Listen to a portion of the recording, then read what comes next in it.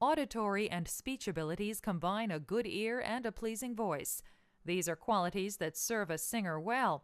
I'm Jessica Ettinger. And I'm John Tucker. Top stories. In fact, auditory and speech abilities are important in all kinds of jobs, whether the words are spoken or sung. Musicians certainly need to be able to listen intently for cues and to stay on pitch.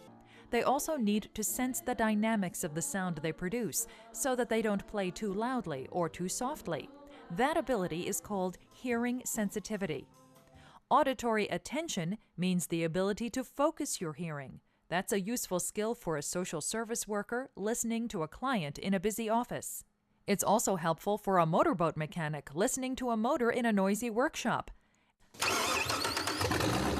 As he works on the engine, he might also use sound localization, the ability to tell the direction from which a sound originated.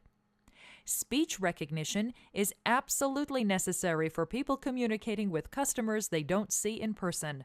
For example, a telephone operator must be able to understand a caller's speech.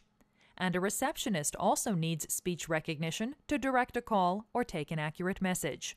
Auditory and speech abilities can be vital for healthcare workers, so they can understand patients describing symptoms. For business transactions, communication is a two-way street.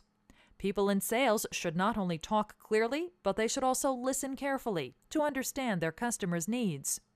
People who speak more than one language often have a highly developed sense of speech recognition. To be foreign language instructors, they also have to speak clearly so they can guide their students effectively. It's 95.7 kind of. And of course, clarity of speech is a must for radio and television announcers. Many of them actually take classes to improve their diction. In fact, people with difficulty speaking and hearing don't have to avoid a career that requires these skills. Lessons, therapies, and devices are available to enhance your capabilities. So don't tune out your ambition. Just turn up the volume on your efforts.